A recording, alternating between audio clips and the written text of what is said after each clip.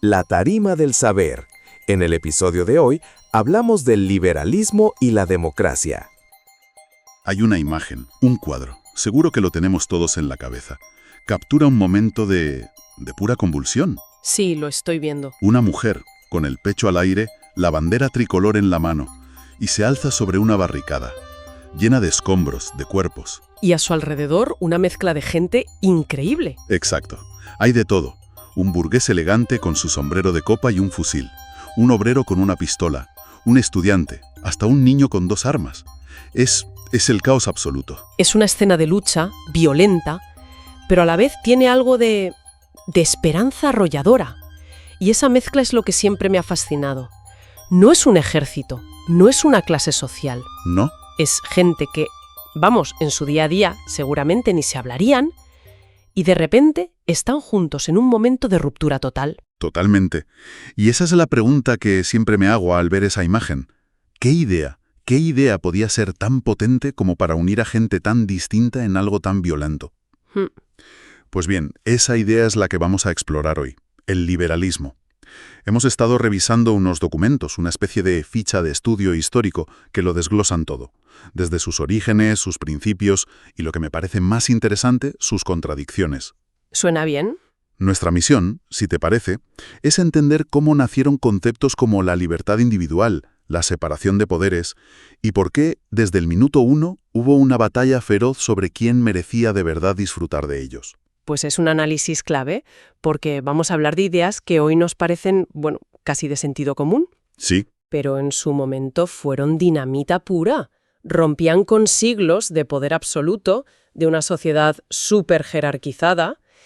El reto es conectar los puntos entre unos cuantos filósofos del siglo XVII y la arquitectura de muchos estados modernos. Pues venga, empecemos por el principio. Los documentos nos sitúan en los siglos XVII y XVIII, en pleno antiguo régimen. El mundo de las monarquías absolutas. Exacto.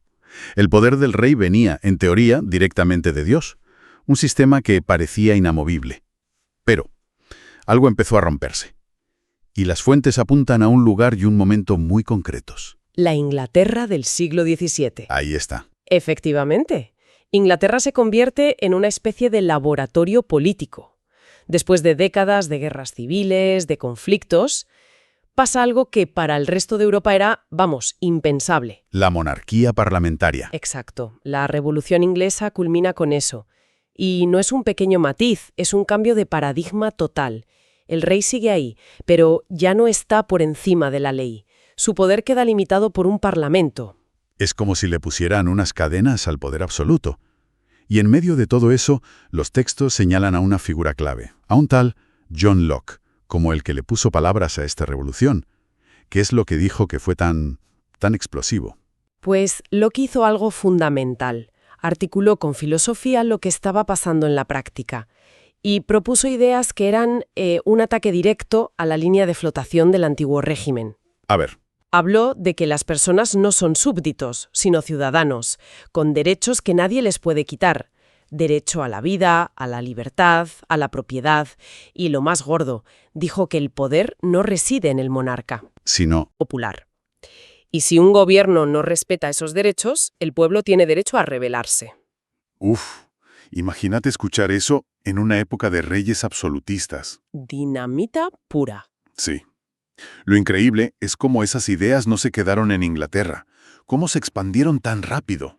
Porque se convirtieron en la base de la Ilustración, el gran movimiento intelectual del siglo XVIII. Claro. Pensadores franceses como Montesquieu, Voltaire, Rousseau, recogen el testigo de Locke. Lo debaten, lo matizan y, sobre todo, lo popularizan. Lo sacan de los círculos de filósofos. Exacto. Lo convierten en el tema de conversación en los salones, en los cafés, en los panfletos que circulaban por toda Europa.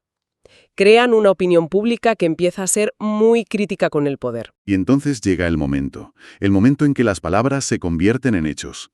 Los documentos marcan 2 explosiones que lo cambian todo. 2 momentos claves, sí. La Declaración de Independencia de Estados Unidos y, claro, la Revolución Francesa.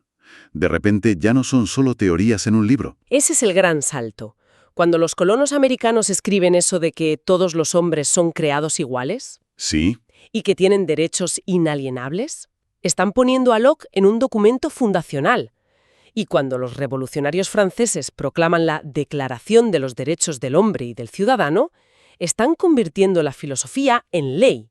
Es la utopía intentando hacerse realidad. Es increíble cómo estas ideas, que suenan tan abstractas, terminaron escritas en constituciones. Si tuviéramos que desglosarlas, ¿cuáles serían los pilares, los mandamientos de este nuevo credo político, según los textos? Pues las fuentes los resumen en varios puntos clave. El primero, y el más esencial, es el de las libertades individuales. ¿Vale? Es la idea de que cada persona tiene una esfera de autonomía donde el Estado no puede entrar. Hablamos de la libertad de expresión, de pensamiento, de reunión, de prensa, de religión. El individuo pasa a ser el centro. Pasa a ser el centro y la razón de ser del sistema político. Un giro de 180 grados. Luego mencionan la separación de poderes, que se atribuye a Montesquieu. Suena muy lógico, pero ¿de dónde sale esa división en tres? Legislativo, ejecutivo y judicial. ¿Fue una idea suya o ya existía? Montesquieu lo teorizó de una forma brillante, sí. Se basó un poco en el sistema inglés, que él admiraba. La lógica es aplastante. ¿Cuál? El poder tiende a concentrarse y a corromper. Para evitar la tiranía hay que dividirlo y hacer que las distintas partes se vigilen entre sí. Ah, claro. El poder legislativo, que hace las leyes, el ejecutivo, que las aplica, y el judicial, que juzga. Manos distintas e independientes. Es como un mecanismo de relojería para que el poder frene al propio poder. Entendido. El siguiente principio. Soberanía nacional. El poder reside en la nación. Pero la nación es un concepto enorme. ¿Cómo se supone que la nación ejerce ese poder en el día a día? Esa es la pregunta del millón. Y la respuesta que encontraron fue la representación. O sea, elegir a gente. Claro, como la nación no puede reunirse entera en una plaza para decidirlo todo, pues elige a unos representantes para que lo hagan en su nombre. Y el mecanismo para elegirlos es el sufragio, el voto. Aquí es donde empiezan los líos, me imagino. Aquí empiezan todas las tensiones, como veremos. Y los dos últimos principios que mencionan los textos son la igualdad ante la ley y la existencia de una constitución. Son los que cierran el círculo, ¿sí? La igualdad ante la ley es la demolición del sistema de privilegios del antiguo régimen. Se acabaron los estamentos. Da igual de dónde vengas. Da igual si eres noble o plebeyo. La ley, en teoría, es la misma para todos. Y la Constitución es el contrato social puesto por escrito. Las reglas del juego. Exacto. La ley suprema que define las reglas, los derechos de los ciudadanos y los límites del gobierno. El poder ya no es arbitrario, está sometido a la ley. Vale, hasta aquí todo parece una historia de progreso, casi. Imparable. Pero ahora es cuando los textos que manejamos a mí me han volado la cabeza. ¿Así? Yo pensaba en los liberales del siglo XIX como un bloque más o menos unido, pero resulta que estaban divididos en dos bandos casi irreconciliables. Completamente. La fuente es muy clara en eso. Dentro del liberalismo convivían dos almas en conflicto permanente. Por un lado estaba lo que se conoce como liberalismo doctrinario o moderado. El conservador, por así decirlo.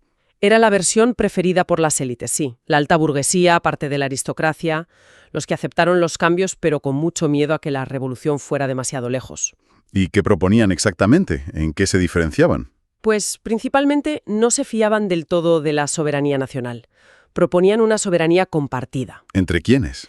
Entre el Parlamento, que representaba a la nación, y el rey, que mantenía bastante poder como moderador y garante del orden.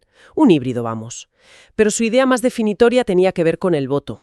Esto de la soberanía nacional que decías antes suena muy inclusivo, pero me da que para este grupo no todo el mundo entraba en el saco de la nación, ¿verdad? Has dado en el clavo. Esa es exactamente la pregunta clave que fracturó al liberalismo. Para los moderados, la nación con derecho a decidir estaba formada solo por los capacitados. ¿Y qué significaba estar capacitado? Pues tener un cierto nivel de riqueza. Propiedades, educación. Defendían el sufragio censitario. O sea que solo votan los que pagan una determinada cantidad de impuestos. Justo eso. ¿Y cómo justificaban algo así? ¿Porque choca de frente con la idea de igualdad ante la ley? La justificación era muy paternalista. Argumentaban que solo los que tenían propiedades y educación, los que tenían algo que perder, pues, poseían la independencia y la sabiduría para votar con responsabilidad. Ya. Creían que si se dejaba votar a las masas populares, sin formación y dependientes, el sistema caería en el caos o el radicalismo. En la práctica, era una forma de asegurar que el poder se quedara en su clase social. Entiendo. Una igualdad con mucha letra pequeña. ¿Y quién estaba en el otro extremo? En el otro extremo estaba el liberalismo democrático. Esta corriente, más conectada con las clases medias, profesionales liberales, trabajadores urbanos, llevaba los principios del liberalismo hasta sus últimas consecuencias. A tope con ello. Totalmente. Para ellos, la soberanía nacional era innegociable. Debía residir única y exclusivamente en el pueblo, representado en el Parlamento. El rey, si es que existía, debía tener un papel simbólico o, directamente, ser reemplazado por una república. Y supongo que su idea del voto era... Radicalmente distinta, más que los moderados les aterrorizaban. Y también una clara separación entre Iglesia y Estado. Eran, en definitiva, mucho más revolucionarios. Entonces la situación es que el liberalismo se va imponiendo en Europa durante el siglo XIX, pero en su versión más conservadora y limitada. Los primeros sistemas liberales no eran realmente democráticos. Para nada. De hecho, la historia política del siglo XIX se puede ver como esa lucha constante entre las dos versiones del liberalismo. El avance hacia la democracia fue un proceso muy lento, lleno de avances y retrocesos. Y no fue por los moderados, claro. No. Fue impulsado por la presión desde abajo, de los movimientos democráticos y del incipiente movimiento obrero. Y esto nos lleva a la que los documentos señalan como la gran contradicción del sistema. Por un lado, lanzan una ideología basada en la igualdad universal de derechos. Sí. Pero por otro, la primera ley que ponen en práctica, la del sufragio, consagra la desigualdad política. ¿Cómo se sostenía esa paradoja? Se sostenía porque la burguesía, que había liderado la revolución contra los privilegios de la nobleza, no tenía ninguna intención de compartir el poder que acababa de conquistar con el resto de la población. Claro. Sustituyeron la vieja aristocracia de sangre por una nueva aristocracia del dinero. Y durante décadas, esa contradicción fue el principal campo de batalla político. Y cuando por fin, a finales del siglo XIX y tras muchísima lucha social, se empieza a conseguir el sufragio universal en varios países, ¿eso significa que ya está problema resuelto? Ni mucho menos. Y aquí las fuentes son muy tajantes. El llamado sufragio universal de finales del siglo XIX era, en realidad, sufragio universal masculino. La mitad de la población, las mujeres, seguían completamente excluidas del concepto de ciudadanía activa. ¿Y cuál era el argumento en este caso? ¿El mismo que para los pobres, que no estaban capacitadas? En esencia, sí, pero con un barniz de biología y tradición.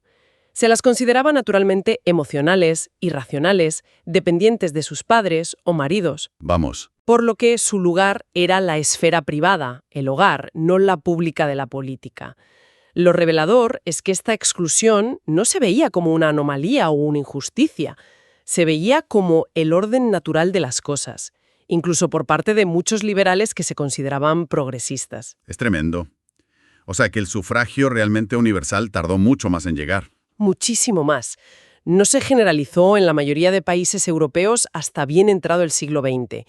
Y no fue una concesión graciosa, fue el resultado de décadas de una lucha durísima y a menudo violenta por parte de los movimientos sufragistas. Claro. Todo este recorrido demuestra que el liberalismo no fue un paquete de ideas que se aplicó de golpe, sino un campo de batalla donde el significado de palabras como libertad, igualdad y ciudadano estuvo en constante disputa. La verdad es que, echando la vista atrás, el viaje ha sido denso. Empezamos con una idea filosófica que parecía una locura. La vimos convertirse en motor de revoluciones, en un sistema con principios claros. Libertad, separación de poderes, constituciones. Pero hemos acabado viendo que su aplicación práctica estuvo llena de barreras, de exclusiones. Yo creo que la gran conclusión que se extrae de las fuentes es esa, que la historia del liberalismo en el siglo XIX es la historia de una tensión permanente. La tensión entre la promesa universal de sus principios y una realidad que restringía el poder a una élite muy, muy concreta. Toda la política de esa época, y en buena medida la del siglo XX, es la crónica de la lucha por derribar esas barreras, por ampliar el círculo de la ciudadanía para que de verdad incluyera a todos. Y para terminar, hay una última reflexión que nos sugiere uno de los documentos, una cita de Thomas Paine, uno de esos pensadores radicales de la época.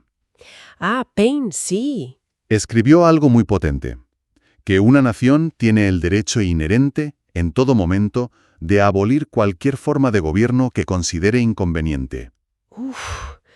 Es una idea poderosísima. Casi un recordatorio de que ningún sistema es sagrado o eterno. Totalmente. Y nos lleva inevitablemente a una pregunta para nuestro presente. En nuestras democracias, que consideramos consolidadas, ¿qué significa hoy que una forma de gobierno se vuelva inconveniente para sus ciudadanos? Buena pregunta. Y más allá de las valitadas y las revoluciones del pasado, ¿qué herramientas reales tiene una sociedad actual para transformar profundamente su sistema político cuando siente que ya no responde a sus intereses, a sus valores, o, como dirían los revolucionarios americanos, a su búsqueda de la felicidad? Bueno, pues hemos llegado al final del podcast de hoy. Ya sabes, si te ha gustado, dale a like, comenta y suscríbete para no perderte el siguiente episodio de La Tarima del Saber.